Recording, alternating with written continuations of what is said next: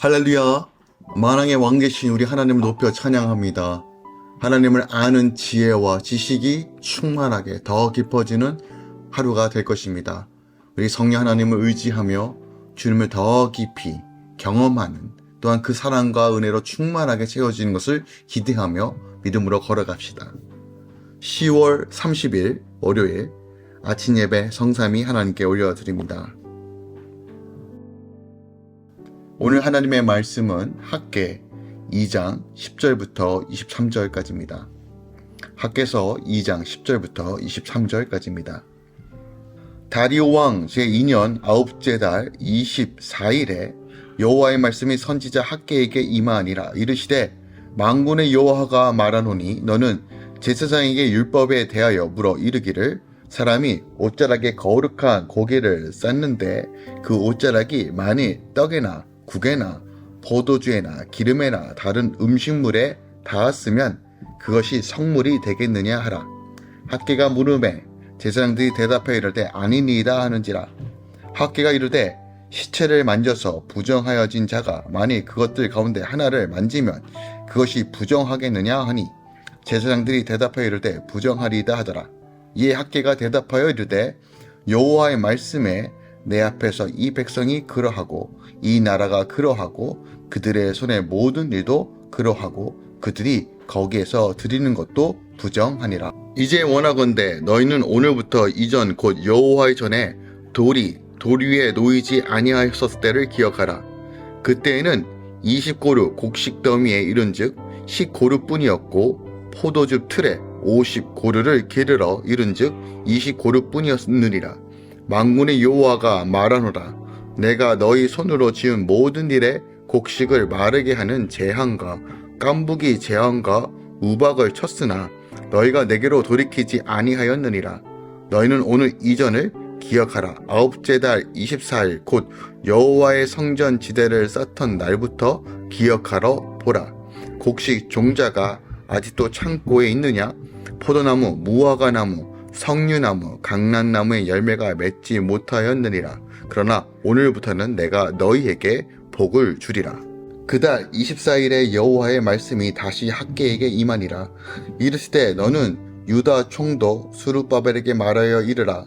내가 하늘과 땅을 진동시킬 것이요 여러 왕국들의 보좌를 엎을 것이요 여러 나라의 세력을 멸할 것이요 그 병거들과 그 탄자를 엎드려 트리리니 말과 그 탄자가 각각 그의 동료의 칼에 엎드려지리라. 만군의 여호와가 말하노라. 스알디엘의 아들 내 종 스룹바벨아 여호와가 말하노라. 그날에 내가 너를 세우고 너를 인장으로 삼으리니 이는 내가 너를 택하였음이니라. 만군의 여호와의 말이니라 하시니라. 아멘. 하나님의 말씀입니다. 만군의 여호와께서 시체를 만져 부정해진 자가 다른 것을 만지면 부정해지듯이 이 나라와 백성이 그렇다라고 말씀하시죠. 그러니 이전에 있던 재앙을 기억하고 돌이켜 오늘부터 하나님이 주시는 복을 받으라라고 명하십니다. 또한 하늘과 땅을 진동시켜 여러 왕국의 보좌를 엎고 스룹바벨을 세워 인장으로 삼겠다라고 말씀하십니다. 학개 선지자는 BC 520년에 활동하던 선지자입니다. 당시 6월 1일부터 9월 24일 사이에 선포한 4편의 설교가 바로 학개서에 기록되어 있습니다. 그 중에 오늘 우리가 함께 나누었던 이 말씀은 3번째와 4번째 설교가 담겨져 있는 부분입니다.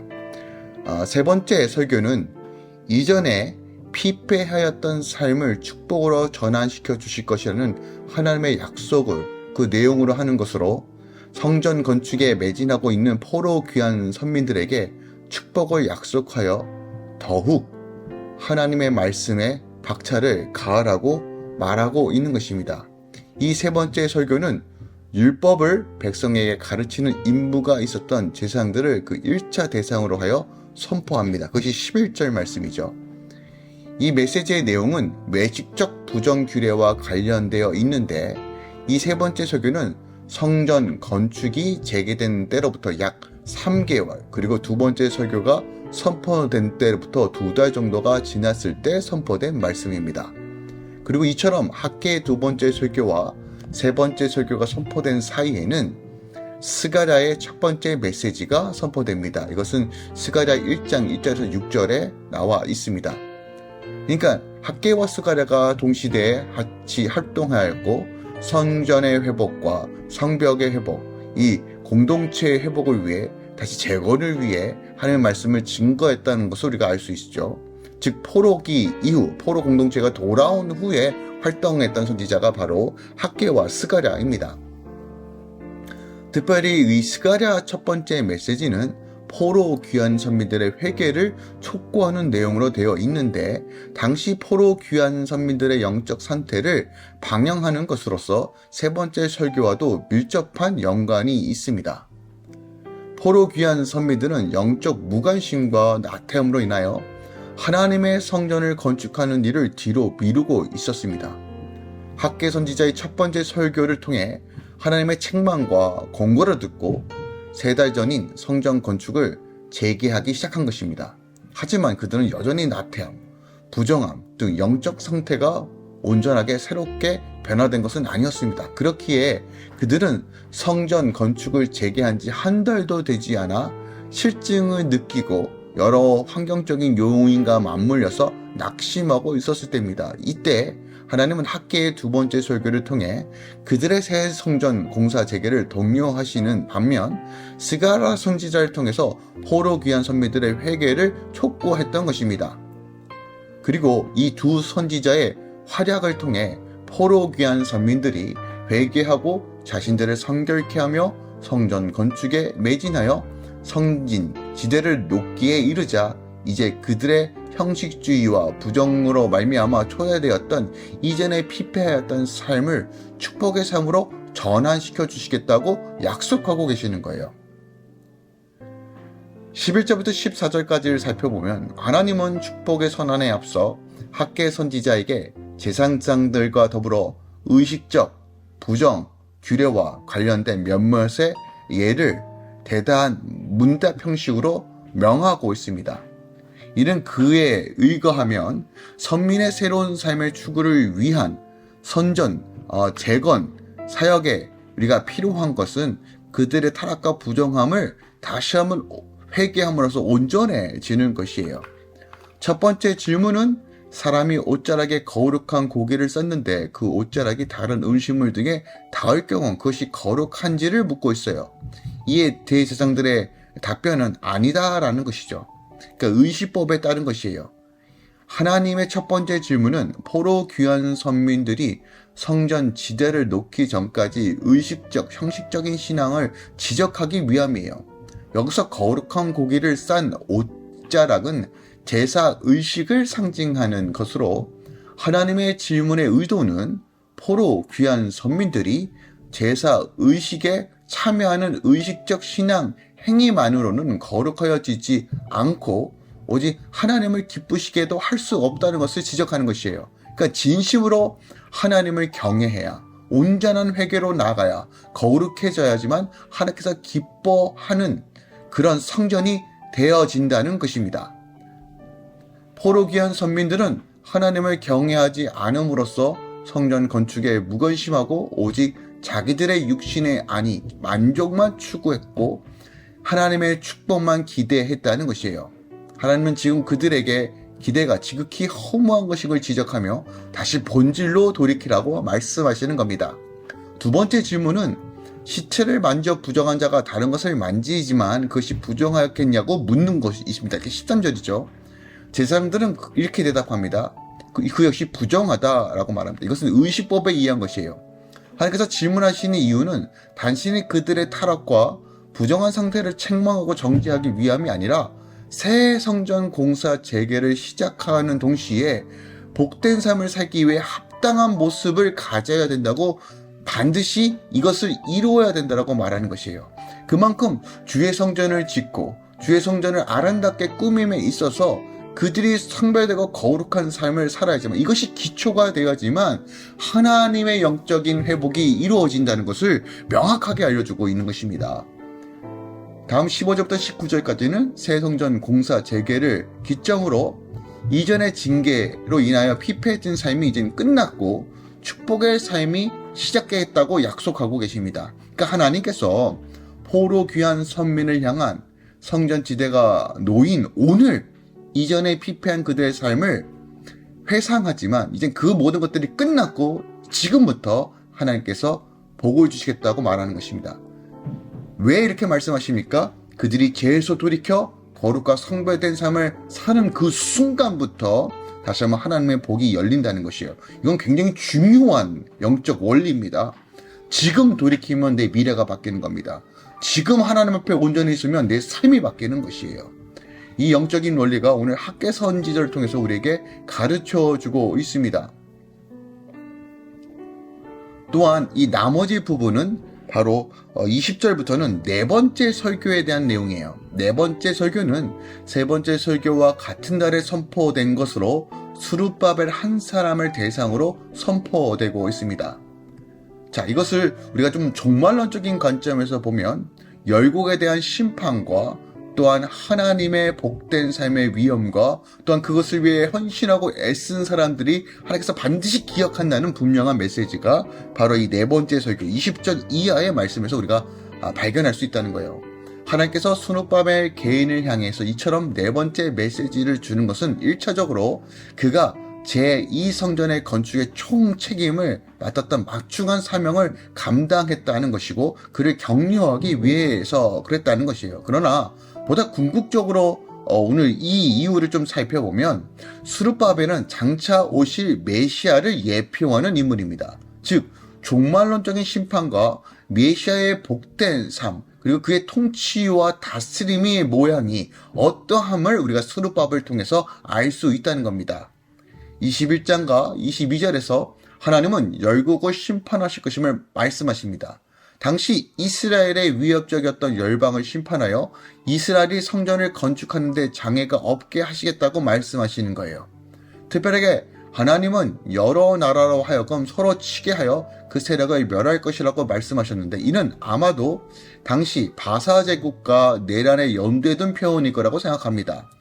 당시 바벨론이죠. 바벨론 제국의 내란에 휘말리게 되면서 그만큼 이스라엘에 대한 바사 정부의 영향력이 감소되어 이스라엘은 성전을 건축하는 일에 방해를 받지 않을 수 있었습니다. 당시 바벨론 그 후에 바사, 페르시아 이 영향권 안에서 하나님께서 자유케 하신다고 약속하시는 거예요. 다음으로 23절에서 하나님은 스룹바벨을 택하여 당신의 인장으로 삼으셨다고 말씀하십니다. 이는 스룹바벨을 당신의 백성의 실질적인 통치자로 삼으신다는 말이에요. 그를 지극히 영광스럽게 하신다는 말씀이에요. 일찍이 하나님은 에스겔서에서 내가 한 목자를 그들을 위해 세워 먹이게 하리니 그는 내 종 다윗이라 그가 그들을 먹이고 그들의 목자가 될 것이다 라고 에스겔서 34장 23절의 말씀에 선포하십니다. 이건 약속의 말씀이고 회복에 대한 말씀이거든요. 그런데 이 예언의 말씀과 더불어 스룹바벨을 예표하는 예수 그리스도를 통해 성취된 하나님의 나라의 모습을 우리가 보게 되는 것입니다. 이스라엘 백성들은 이 제3의 성전 혹은 제4의 성전의 회복에 기대함으로 이 말씀을 붙들고 여전히 소망하고 있다는 것도 우리가 좀 참고적으로 알면 좋을 듯 합니다.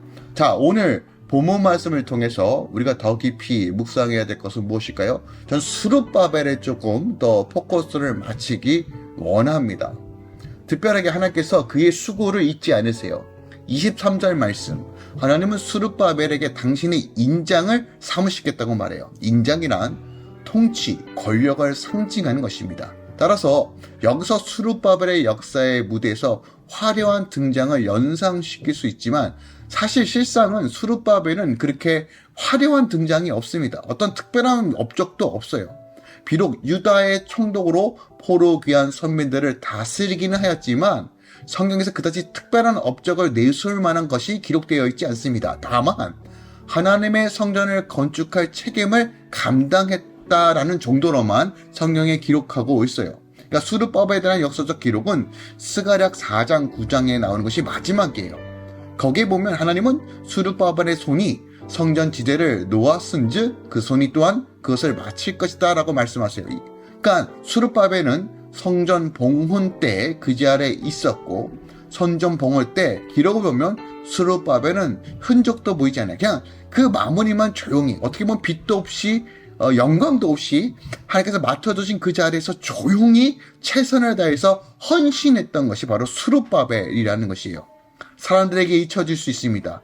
아무 공적도 보이지 않고 드러난 것이 하나도 없습니다. 어떻게 보면 참으로 쓸쓸한 태장이 아닐 수밖에 없어요. 그러나 여러분, 스룹바벨이 이렇게 역사의 무대에 쓸쓸히 퇴장하였다 하더라도 하나님은 그를 절대로 잊지 않으십니다. 하나님은 그의 나라와 의를 위해 몸된 교회와 하나님의 성전을 위해 애쓰고 헌신하는 자들을 반드시 기억하신다는 것을 오늘 본문을 통해서 우리가 확인할 수 있어요.